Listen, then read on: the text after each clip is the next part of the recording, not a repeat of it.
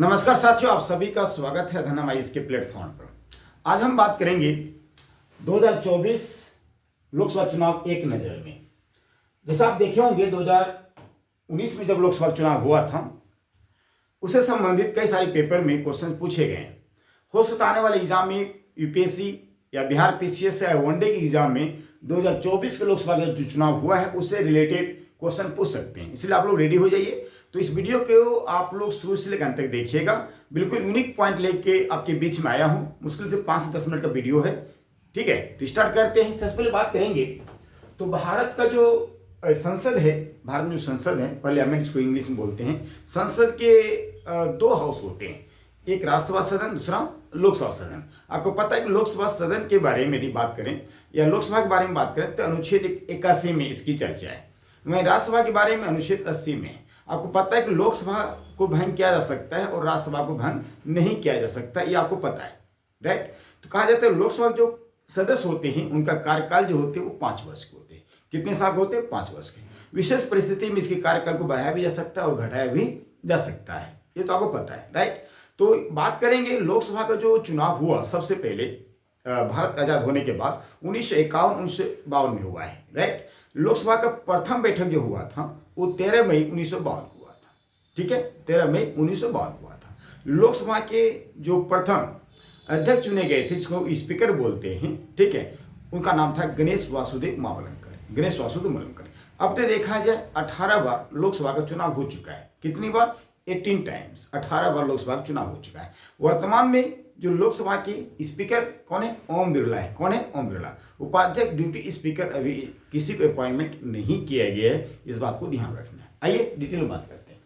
कहा जाता है लोकसभा का चुनाव जो है 2024 का क्रमवाइज वो 18वां है, जो अभी जस्ट मैंने आपको बताया। कहता है चुनाव आयोजित करवाए गए हैं 7 चरण में। तो यहाँ इस पॉइंट को आपको नजर में रखना है। जो 2024 में जो चुनाव हुआ है, 18वीं लोकसभा जो चुनाव हुआ है वो कितने चरणों में हुआ है? 7 चरणों में हुआ है। ये इंपॉर्टेंट पॉइंट आपको माइंड में शेयर कर लेना। ओके, अगला कहता है चुनाव आयोग का जो टैग लाइन था, ठीक है, चुनाव का देश का गौरव, चुनाव का पर्व देश का गौरव, इनका टैग लाइन है। किसका? चुनाव है। ये क्वेश्चन पूछ सकते हैं, पूछा जा सकता है पेपर में, ठीक है। चुनाव आयोग का टैग लाइन क्या था? क्या कहता है? चुनाव का पर्व देश का गर्व, देश का गर्व, राइट। ओके, नेक्स्ट पॉइंट देखिए क्या कहता है। अगला पॉइंट है चुनाव आयोग का राष्ट्रीय आइकॉन कौन थे? चुनाव आयोग का राष्ट्रीय आइकॉन सचिन तेंदुलकर, राइट। वहीं बात करते हैं चुनाव आयोग का युवा आइकन कौन थे? आयुष्मान खुराना, आयुष्मान खुराना, याद रहेगा। तो 2 बातें, चुनाव आयोग का राष्ट्रीय आइकॉन कौन है? तो सचिन तेंदुलकर है। वहीं पे चुनाव आयोग के युवा आइकॉन कौन है? आयुष्मान खुराना, आयुष्मान खुराना, राइट। आगे अगला है, अगला पॉइंट देखिए। अगला पॉइंट है चुनाव आयोग का दिव्यांग आइकॉन कौन है? चुनाव आयोग का दिव्यांग आइकॉन कौन है? शीतल देवी, शीतल देवी। नेक्स्ट पॉइंट है वर्तमान में लोकसभा में सीटों की संख्या कितनी है? तो वर्तमान में लोकसभा सीटों की संख्या 543। उसके नीचे यहां देखिए 543 भी लिखा, 543 भी लिखा। तो चुनाव आयोग कितने सीटों के लिए हुआ था? तो 543 सीटों के लिए ही हुआ था। यहां पे समझिएगा, कहा जाता है 2 एंग्लो इंडियन का जो प्रावधान था, जो राष्ट्रपति के द्वारा नॉमिनेटेड किए जाते थे, उस प्रावधान को जो है 104 संविधान संशोधन 2019 के माध्यम से समाप्त कर दिया गया है। इसलिए 2 यदि हम हटा देते हैं 545 में तो 543 ही बचेगा। तो 543 पे चुनाव हुआ। कहा जाता है राज्यों से 524, राज्यों से 524 और यूनियन टेरिटरी दैट मींस केंद्र शासित प्रदेश से 19 लिए गए, ठीक है। ओके, यहां तो समझ में आ गया। नेक्स्ट पॉइंट है पूर्ण बहुमत के लिए सीटों की संख्या कितनी होनी चाहिए? 272 होनी चाहिए। अब इसको समझने का प्रयास कीजिए मैं क्या बोलना चाह रहा हूं। तो कहा जाता है हमारे भारत में बहुत सारी पार्टियां हैं जो प्रधानमंत्री बनने के योग रखते हैं, बहुत सारी पार्टियां। लेकिन आपने यहाँ पे क्या देखा कि अभी वर्तमान में बीजेपी पार्टी से हमारे देश के प्रधानमंत्री श्री नरेंद्र मोदी जी बने हुए हैं। तो कहा जाता है अभी आपने क्या देखा 543 टोटल सीट है, 543 टोटल सीट है। इसके आधा आधी बात करें, ठीक है, यहाँ क्या कह रहा है, बहुमत के लिए सीटों की संख्या कितनी चाहिए, 272 होनी चाहिए। टोटल लोकसभा सीटों का चुनाव कितना हुआ था, 543, इसमें 2 से भाग कर दीजिए, ठीक है। कहता है 2 दूनी 4, 2 दूनी 4, ठीक है, 214 2 लिखे, अन्यथा 271, तो एक और जोड़ लीजिए 272, मतलब वही देश के प्रधानमंत्री बनेंगे, उसी पार्टी के देश के प्रधानमंत्री बनेंगे जो पार्टी कम से कम बहुमत बनाने के लिए 272 सीट जो है संसद में पेश करेंगे, राइट ना, कितना 272। तो प्रधानमंत्री किसी पार्टी बनने के लिए उनको कितना सीट लाना होगा, 272 लाना होगा, समझ में आए। ओके, नेक्स्ट पॉइंट कहता है रजिस्टर्ड मतदाताओं के लिए कुल संख्या कितनी है, देखिए तो 96.8 करोड़, 8 करोड़ समझने प्रयास कीजिएगा। मैं आपको बता दूं 18 वर्ष के ऊपर जितने भी लोग हैं सबको मतदान देने का अधिकार है, ये तो आपको पता है। 18 वर्ष ऊपर जितने भी लोग हैं सबको मतदान देने का अधिकार है। तो कहा जाता है कि टोटल रजिस्टर्ड जो मतदाता है वो 96.8 करोड़ हैं हमारे भारत देश में। इस तरह देखा जाए, रिसेंटली आपको पता है एक डाटा आया है कि भारत जो है दुनिया के देशों में से सबसे अधिक जनसंख्या वाला देश हो चुका है। पहले चाइना थे, अब भारत हो चुके हैं। अन्यथा चाइना की जनसंख्या अराउंड 1 अरब 40 करोड़ थे, अन्यथा 140 करोड़ थे, अब उसको भी क्रॉस कर दिए है इंडिया, अन्यथा 145 150 करोड़ पहुंच चुके हैं भारत की जनसंख्या। लेकिन मतदाताओं का रजिस्टर्ड जो है पंजीकृत 96.8 करोड़ है भारत में। ये बहुत इंपॉर्टेंट पॉइंट है, आपको नोट करना है। अगला पॉइंट हमारे प्यारे बच्चों कहता है रजिस्टर्ड, ओके नेक्स्ट पॉइंट को रिपीट कर दिया गया। अगला पॉइंट देखिए, अगला पॉइंट है पुरुष और महिला मतदाताओं की संख्या क्रम से कितनी है। तो याद रखिएगा, कहता है पुरुष और महिला मतदाताओं की संख्या जो है 49.7 एवं 47.1 करोड़। तो जो पुरुष मतदाता है पुरुष वो है 49.7 करोड़, वही बात करते हैं जो महिला है मतदाता है वो है 47.1 करोड़। यहां तक समझना। चलिए नेक्स्ट पॉइंट है चुनाव में भाग लेने वाले मतदाताओं की संख्या कितनी हुई, देखिएगा कितना अंतर हो गया, 60.2 करोड़ थे, कितने देखिए टोटल कितना है, देखिए टोटल थे 96.8 करोड़ थी टोटल रजिस्टर्ड मतदाता। लेकिन यहां पे देखिए कितने लोगों ने मतदान नहीं किए, देखिए मतदान चुनाव में भाग लेने वाले मतदाताओं की संख्या कितनी है, 64.2 करोड़। अभी भी लोग कहाँ हैं, अभी भी लोग जागरूक नहीं हुए हैं कि हमको मतदान देना है या नहीं देना है। अभी लोग पीछे हैं। लोग कहते हैं, क्या कहते हैं, भारत में गरीबी नहीं मिट सकती। लोग कहते हैं भारत में गरीबी नहीं मिट सकती और भारत में जो लोग भूखों से मर रहे हैं अन्यथा उसको भोजन नहीं मिल रहा है, ये सब सरकार के ऊपर थोप देते हैं। सरकार ये फैसिलिटी दे नहीं रही है, वो फैसिलिटी नहीं दे रही है, वो तो सरकार देख रही है ना। सरकार चुन किसको रहे हैं, आप मतदान तो करोगे नहीं, आप लेक्चर देते हो, ठीक है, लेक्चर नहीं देना। अभी भी जागरूक हो जाइए आप लोग, ठीक। आस पड़ोस में जो भी लोग रहते हैं उनको मतदान देने की जागरूक कीजिए कि एक एक मतदान का कितना इंपॉर्टेंट है। आपको पता है कि देश सरकार ही चलाती है, देश सरकार। हम लोगों को जो व्यवस्था आज मिला हुआ है, पानी शिक्षा स्वास्थ्य, ये कौन अवेलेबल करा रहे हैं, सरकार ही अवेलेबल करा रहे हैं, किसी प्राइवेट के हाथों में ये नहीं है, ठीक है। ये सरकार ही अवेलेबल, सरकार को चुनना है तो डिपेंड करता है हम लोगों पे कि हम लोग किसको चुनते हैं। लेकिन मतदान करेंगे तभी न चुनेंगे। आप मतदान मत दिए नहीं, वोट दिए नहीं, सरकार की बात करते हैं। आप देख कितने गैपिंग, कितने अंतर है, राइट। चलिए अगला पॉइंट देखिए। अगला पॉइंट हमारे प्यारे बच्चों कहता है चुनाव में भाग लेने वाले महिला मतदाताओं की संख्या कितनी है। तो चुनाव में भाग लेने वाली महिला मतदाता है 31.2 करोड़। कितने महिलाएं भी वोटिंग नहीं किए, वही बात करेंगे। नेक्स्ट देखिए अगला पॉइंट है वर्तमान में भारत का मतदाता लिंगानुपात कितना है, ठीक है। तो कहता है 1948। कुल कितना प्रतिशत मतदान हुआ है, 60.79%। चुनाव आयोग द्वारा जारी किए गए CVG सेकेंड KYC, ठीक है, ये चुनाव आयोग के द्वारा जारी किया गया था। फिर कहता है चुनाव आयोग द्वारा जो पोर्टल जारी किए गए थे SUVIDHA, ठीक है, सुविधा सुविधा। अगला देखिए, अगला है 18वीं लोकसभा में चुनी गई महिला सांसदों की संख्या कितनी है। थोड़ा इस पर गौर कीजिएगा, यहाँ से क्वेश्चन पूछे जाएंगे। कहता है 18वीं लोकसभा में चुनी गई महिला सांसदों की संख्या कितनी है, तो 74 बताया जाएगा। वहीं पे 17वीं लोकसभा जो चुनाव हुआ था उसमें महिला सांसदों की संख्या 78 थे, फिर 4 और घट गए। और आपको पता होना चाहिए एक संविधान संशोधन हुआ है रिसेंटली, उस संविधान संशोधन का नाम है 106 संविधान संशोधन जो 2023। उसमें क्या कहा गया है कि 33% रिजर्व होगा महिला सांसदों की संख्या।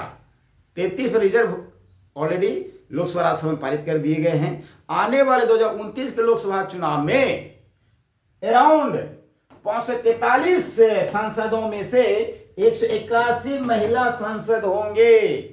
181 महिला सांसद होंगे, इस बात को ध्यान रखना है। कहा था पहली बार चुनाव चुनकर आए सांसदों की संख्या 280 थी, ठीक है, कितनी थी 280।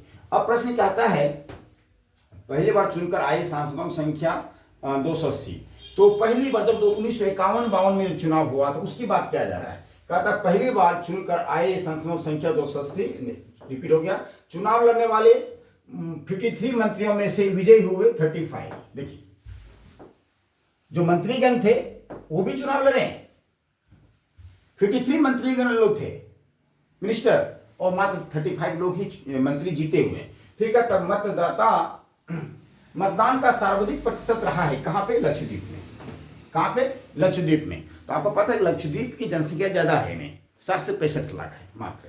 60 से 65 लाख नहीं, 60 से 65 हजार है, सॉरी 60 से 65 हजार है लक्षद्वीप में। और यहाँ पे देखा जाए 84% जो मतदान करे हुए हैं, ये रिकॉर्ड है। मतदान का सर्वाधिक प्रतिशत किस जगहों पर रहा है, तो लक्षद्वीप। ये क्वेश्चन बनता है इसलिए हम यहाँ पे 3 स्टार लगा दे रहा हूं। फिर कहता मतदान का न्यूनतम प्रतिशत जो रहा है हमारे प्यारे बच्चों, कहाँ का, बिहार का। देखिए बिहार का क्या कहते हैं, 2011 में जो जनगणना हुआ उससे पता चला कि बिहार में सबसे गरीबी है, बहुत गरीबी है, और बिहार में सबसे एजुकेटेड लोग हैं। सबसे कम पढ़े लोग कहाँ हैं, तो बिहार में। आप समझ, इसका मतलब है वो अभी भी जागरूक नहीं है बिहार के लोग।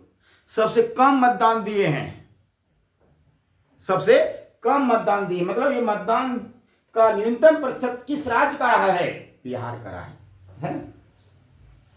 अगला पॉइंट देखिए हमारे प्यारे बच्चे, अगला है नोटा को सर्वाधिक वोट मिले हैं इंदौर में 2.18 लाख, ठीक है। तो उसको बोलते हैं जो मतदान न किसी पार्टी को नहीं दिया, वो जाके बटन जो है वो नोटा लिखा उसमें डाल ऑलरेडी ओके कर देता है, दबा देते हैं इंदौर में। ये भी आप नोट कर सकते हैं, ये भी थोड़ा सा इंपोर्टेंट क्वेश्चन है, ठीक है। अगला, नरेंद्र मोदी का प्रधानमंत्री के रूप में शपथ ग्रहण कब कराए गए, 9 जून 2024। ये टाइम याद रखिएगा आपको, 9 जून 2024 को नरेंद्र मोदी जी को प्रधानमंत्री के रूप में शपथ दिलाए।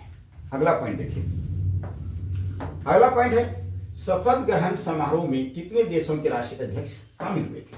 Very very important. तो कहता है कि शामिल हुए थे 7 देशों के राष्ट्रीय अध्यक्ष शामिल हुए थे। 8वीं लोकसभा में चुनकर आए पार्टियों की कुल संख्या कितनी थी, कितनी है, 41। मैं रिपीट करना चाहूंगा हमारे प्यारे बच्चों, ध्यान दीजिएगा, बहुत इंपॉर्टेंट क्वेश्चन यहाँ पे। कहता है 18वीं लोकसभा में चुनकर आए पार्टियों की कुल संख्या 41 पार्टी के जो सांसद आए हुए हैं लोकसभा में, 41 पार्टियों की मेंबर्स ऑफ पार्लियामेंट हैं लोकसभा में।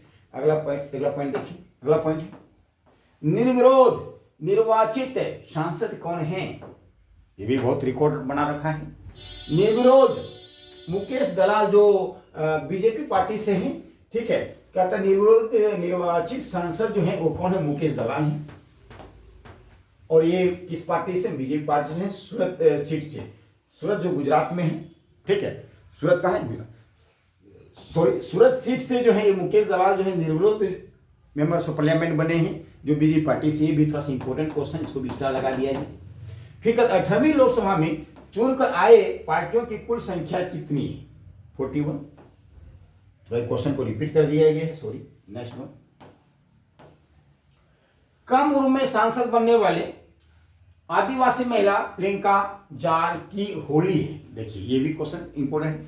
सबसे कम उम्र में अब तक 543 सांसदों में से सबसे कम उम्र के सांसद जो बने हैं वो आदिवासी महिला है जिसका नाम है प्रियंका जारकीहोली।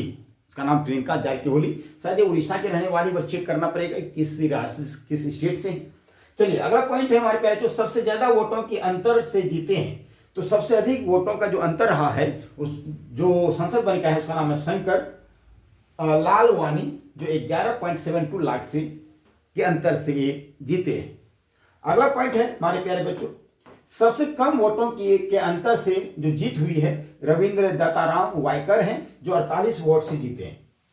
देखिए कितना कम अंतर से रविंद्र दत्ताराम वायकर जीते हुए, मात्र 48 वोटों के अंतर से ये सांसद बने। सबसे युवा सांसद की बात करें पुष्पेंद्र सरोज, कौशाम्बी सीट से 25 वर्ष में। देखिएगा बहुत इंपॉर्टेंट बात है, ध्यान दीजिएगा हमारे प्यारे बच्चों, समझने का प्रयास कीजिएगा मैंने क्या बोला, समझिएगा। आपको पता है कि लोकसभा सदस्य का चुनाव लड़ने के लिए न्यूनतम एज कितना चाहिए? 25 ईयर चाहिए। आपको पता है कि प्रधानमंत्री बनने के लिए न्यूनतम उम्र कितना चाहिए? 25 वर्ष। आपको पता है कि मुख्यमंत्री बनने के लिए न्यूनतम उम्र कितना चाहिए? 25 वर्ष। आपको पता है कि विधायक बनने के लिए न्यूनतम उम्र कितना चाहिए? 25 वर्ष चाहिए।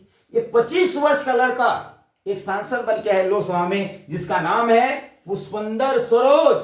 और किस लोकसभा सीट से है पता आपको? इस लोकसभा सीट से पूछ लेगा आपसे, कौशाम्बी सीट से, जो उत्तर प्रदेश में है, कौशाम्बी सीट से जीत के आए हुए हैं।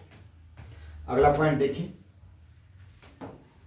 सबसे बुजुर्ग सांसद कौन है? सबसे बुजुर्ग सांसद ग्रुप में देखा जाए थानिको टटई राजू थेवर बालू, थोड़ा बहुत बड़ा नाम है, थोड़ा सा ध्यान रखिएगा, ठीक है। ये डीएमके पार्टी से 82 ईयर्स के हैं, 82 साल के हैं, जो सबसे बुजुर्ग सांसद के रूप में आए हुए हैं। इसका नाम है थानिको टटई राजू थेवर बालू, ठीक है। आज के सेशन का लास्ट क्वेश्चन देखिएगा हमारे प्यारे बच्चों, ठीक है। तो यहाँ पे है कि लद्दाख की एकमात्र सीट पर जीत कर आए हैं हाजी हनीफा निर्दलीय। लद्दाख यहाँ दैट मीन्स आपको पता है कि Ladakh in the present time में यूनियन टेरिटरी है, एक केंद्र शासित प्रदेश है, केंद्र शासित प्रदेश है। तो वहां से जो जीत के आए हुए हैं उसका नाम याद रखना है। यह था आज का सेशन हमारे प्यारे बच्चों। यदि आपको मेरा वीडियो सही लगे तो जरूर लाइक कीजिएगा और अपने मित्रों को भी जरूर शेयर कीजिएगा, राइट। तो फिर इसी प्रकार से आपको इंपॉर्टेंट वीडियो जो है इस प्लेटफॉर्म के माध्यम से आपको मिलते रहेगा। आप सब्सक्राइब कर लीजिए विश्वास के साथ। यदि आप किसी भी कंपटीशन की तैयारी कर रहे हो, या एसएससी का या पीसीएस यूपीएससी का, इस प्लेटफॉर्म को यदि आप सब्सक्राइब कर लिए हैं तो पक्का आपका सिलेक्शन होगा, क्योंकि मैं वही वीडियो बनाता हूं जो आपके एग्जाम के लिए वेरी वेरी इंपॉर्टेंट हो, वही वीडियो बनाता हूं, ठीक है। इस प्लेटफॉर्म के माध्यम से मोस्टली सब्जेक्ट आपको प्रोवाइड कराया जा रहा है। चलिए मिलते हैं हम लोग नेक्स्ट सेशन में। Thank you so much.